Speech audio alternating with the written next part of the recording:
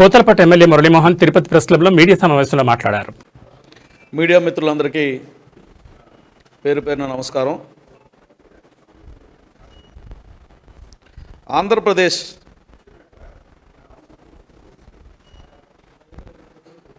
ముఖ్యమంత్రి నారా చంద్రబాబు నాయుడు గారి మీద మాజీ మంత్రి రోజా చేసినటువంటి వ్యాఖ్యల్ని తీవ్రంగా ఖండిస్తున్నాం. ఉగాది పండగ రోజున ముఖ్యమంత్రి గారి మీద, ఉప ముఖ్యమంత్రి గారి మీద ఆమె చేసిన వ్యాఖ్యలు, ఆమె వాడినటువంటి పదాలు సంస్కారహీనంగా ఉన్నాయి. రాష్ట్రానికి మంత్రిగా పనిచేసిన మహిళ మాట్లాడాల్సినటువంటి మాటలు కావవి. రాజకీయాలలో మాటలు, చేతలు సంస్కారవంతంగా ఉండాలి. సంస్కారవంతంగా మాట్లాడలేని రోజు ప్రజలు తగిన బుద్ధి చెప్తారన్నటువంటి విషయాన్ని తెలియజేస్తున్నా. ఆమె మాట్లాడారు, వాళ్ళ నాయకుడట భార్యతో కలిసి ఉగాది పండుగ చేసుకున్నాడట. చేసుకో, ఎవరు వద్దన్నారు? అక్కడ వరకు ఓకే. పలానా పలానా వాళ్ళు గాడిదలు కాస్తున్నారా అని మాట మాట్లాడడం ఆమె సంస్కారహీనమైనటువంటి మాటలకు నిదర్శనం. మీ నాయకుడు ఇట్లాంటి సంబరాలు చేసుకునే బాబాయిని లేపేశాడు. అందరినీ బాబాయిలు తెచ్చి లేపేమంటారా? మీ నాయకుడు రాష్ట్రంలో తాను పరిపాలన సాగించినటువంటి ప్రతి పథకంలో అవినీతి చేసి వందల కోట్ల రూపాయల స్కాములు చేశారు. అందరినీ అదే మరి చేయమంటారా? మీ నాయకుడు తిరుమల తిరుపతి దేవస్థానంలో పవిత్రంగా వాడే నెయ్యిని కల్తీ చేసి తన వాళ్ళు జేబులు నింపుకోవడానికి, తనకి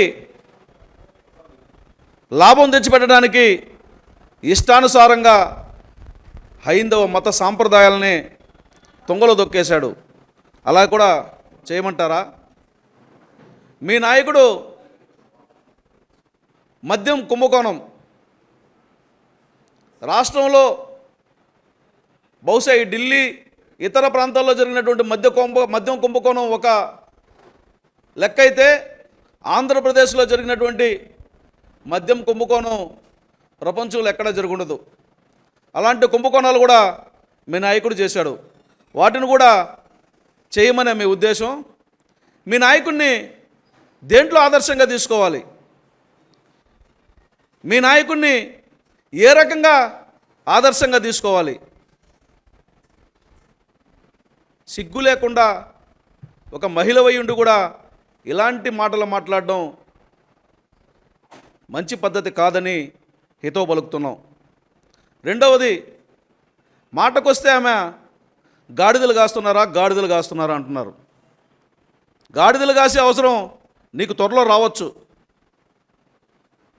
ఎందుకంటే మొన్న మంత్రిగా పనిచేసావు కాబట్టి కొంత ఏదో ఈ 4 సంవత్సరాలు ప్రజల్లో అట్ట తిరగచ్చు. నెక్స్ట్ 2029 తర్వాత మీ పని అదే కాబోతుంది.